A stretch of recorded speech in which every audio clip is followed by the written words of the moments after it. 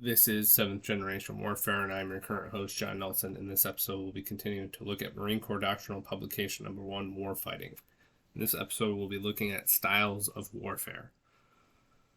Styles in warfare can be described by their place on the spectrum of attrition and maneuver. Warfare by attrition pursues victory through cumulative destruction of the enemy's material assets by superior firepower. It is a direct approach to the conduct of war that sees war as a straightforward test of strength and a matter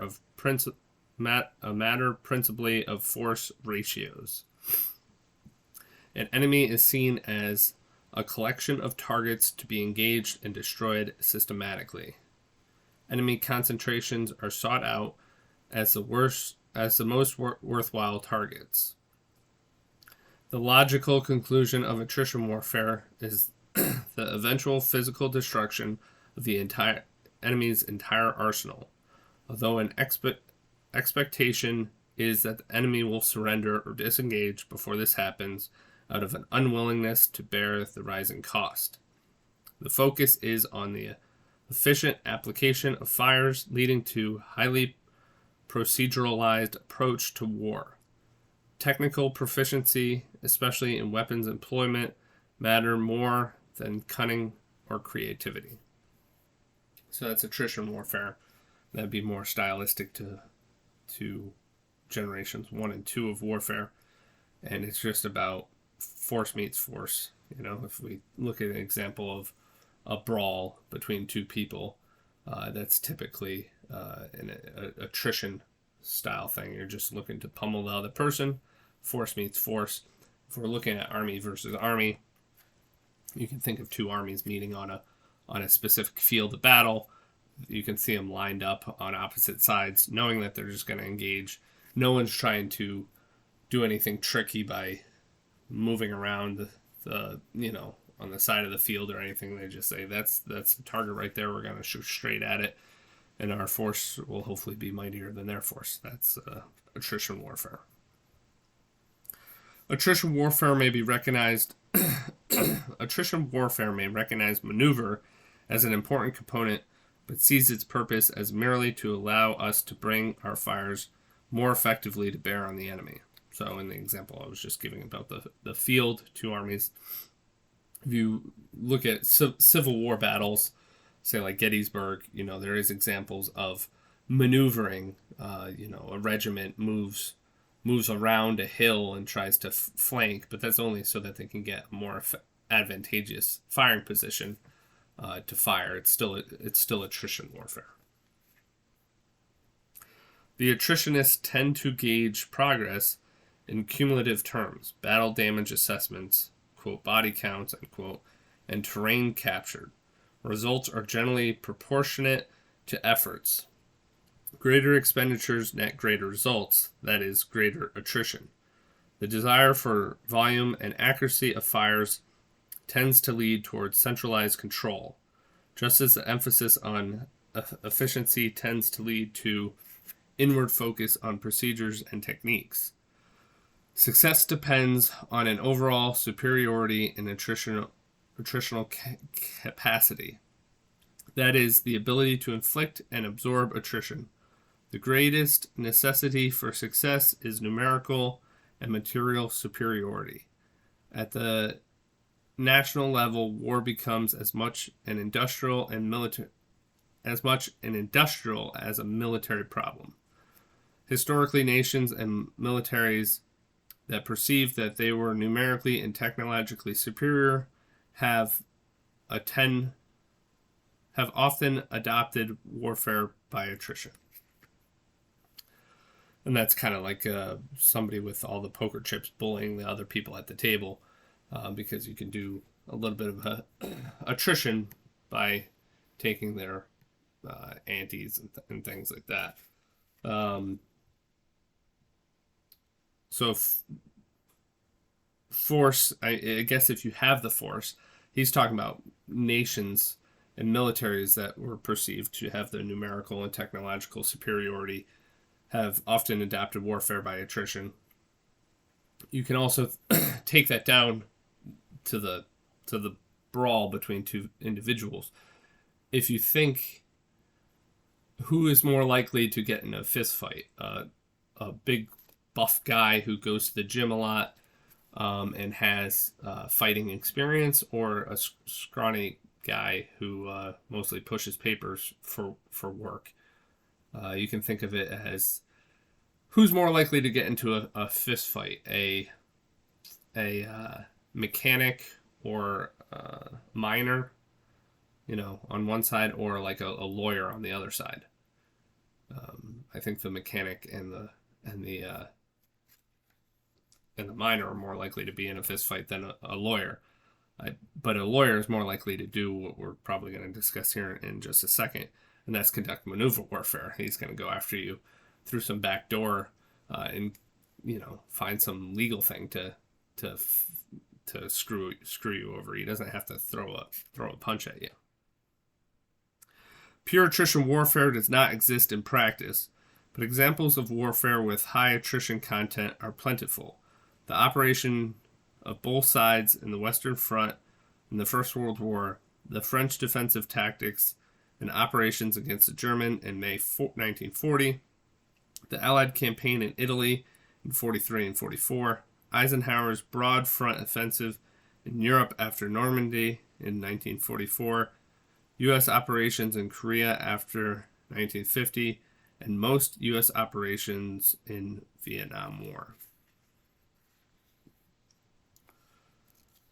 Because in Vietnam War, the United States was obviously had the superior fighting force, so they took that position of the guy who has the muscle and the means. On the opposite end of the spectrum is warfare by maneuver, which stems from the desire to circumvent a problem and attack it from the position of advantage rather than meet it straight on. Rather than pursuing the culminating destruction of every component in the enemy's arsenal, the goal is to attack the enemy's, quote, systems, end quote. To incapacitate the enemy systematically. Enemy components may remain untouched, but cannot function as part of a cohesive whole. Rather than being viewed as desirable targets, enemy concentrations are generally avoided as enemy strengths. Instead of attacking enemy strengths, the goal is the application of our strength against the selected enemy's weakness in order to maximize the advantage. This tact requires the ability to identify and exploit such weakness. Success depends not so much on the efficient performance of procedures and techniques, but on understanding specific characteristics of the enemy system. Maneuver relies on speed, surprise, for without either cannot concentrate strength against the enemy's weakness. Tempo is itself a weapon, often the most important. Success by maneuver, unlike attrition, is often disproportionate to the effort made. However, for exactly the same reason, maneuver competently applied carries with it great chance of catastrophic failure. With attrition, potential loss tends to be proportionate to the risk incurred. So, yeah, you're looking for the golden opportunity. What you're looking for is their critical vulnerability, but I don't think we've discussed that yet. And when you can hit their critical vulnerability, you can bend them to your will. Now, applied to 7th generation warfare, the attritional approach to 7th generation warfare would be, I don't know, just focus on your own kids, try to raise your own kids, don't worry about multiple generations, and just have your kids focus on their kids. Just think, everyone's just fighting one generation. The next generation is all they're focused about. And that's attrition, because every generation is going to be coming up with, be represented with problems that were forgotten and things like that. So I think the maneuver in 7th generation warfare is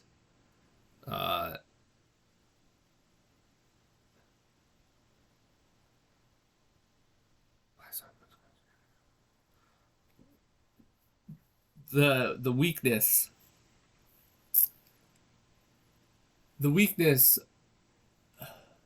in of our enemy in seventh generation warfare, and our enemy in seventh generation warfare can be many things.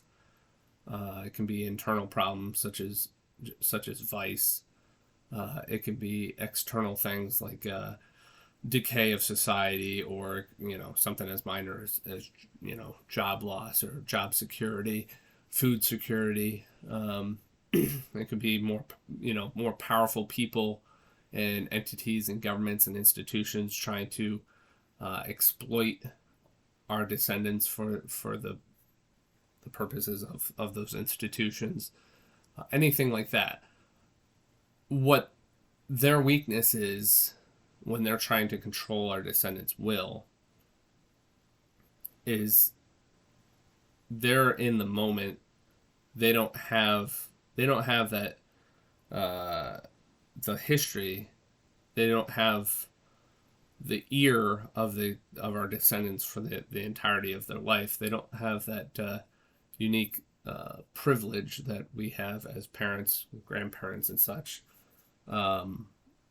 So we have the capacity to build up the defenses around our descendants for much greater than the enemy will be able to come in and attack. So that's the weakness, and so concentrating our strength against that weakness, really we just, one of the main things we have to do is we have to build in skepticism. Our descendants should be skeptical of really everybody. We should even encourage them to be skeptical of us, because they need to choose seventh generation warfare willingly. But they need to build that skepticism of the institutions, so that, because the institutions are going to come clamoring along and offer them something great for seemingly nothing. The Faustian deal, they'll get some Faustian deal, and that works for vice too. You think you can just engage in some sort of vice or sin without consequence, but it comes back to bite you later in life. So building that skepticism and that forward thinking, I think is a way to get through that. Back to the doctrine. Firepower and attrition are essential elements of warfare by maneuver. In fact, at the critical point where strength has been focused against the enemy's vulnerability, attrition may be extreme and may involve the outright annihilation of the enemy's elements. Nonetheless, the object of such local attrition is not merely to contribute incrementally to the overall wearing down of the entire enemy's force, but to eliminate a key element which incapacitates the enemy systematically. Yeah, and that's, I think, a good point in seventh generation warfare. Is I'm not trying to. I don't think you should try to eliminate evil from the world. That's not the purpose of seventh generation warfare. Trying to eliminate evil is just like attrition. There's endless amounts of, seemingly, there may be an end to it, but there is seemingly endless amounts of evil in the world that could derail our descendants. So we're not trying to meet that head on. We're trying to put our descendants in a position, or we're trying to put ourselves in it, where the evil of the future can't take root in our descendants, making it that much harder for the evil to exist. But we're not looking to eliminate evil altogether. We're just looking to it's in a sense defensive, in that we're looking to avoid any attrition onto ourselves from the evil, and in doing so, you cannot be sure how one's descendants might find creative ways to fight evil in another way. Like attrition, warfare maneuver Like attrition warfare, maneuver warfare does not exist.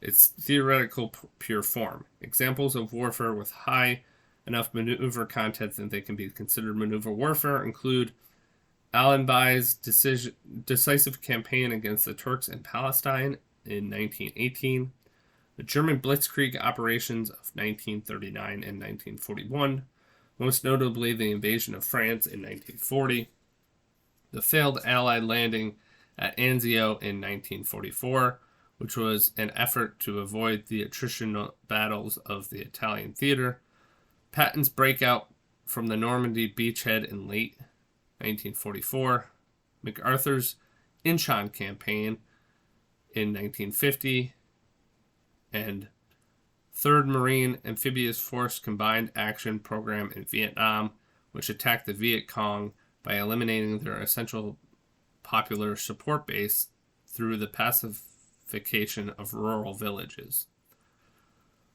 All warfare involves both maneuver and attrition in some mix. The predominant style depends on the variety of forces, not least of which are our own capabilities and the nature of the enemy.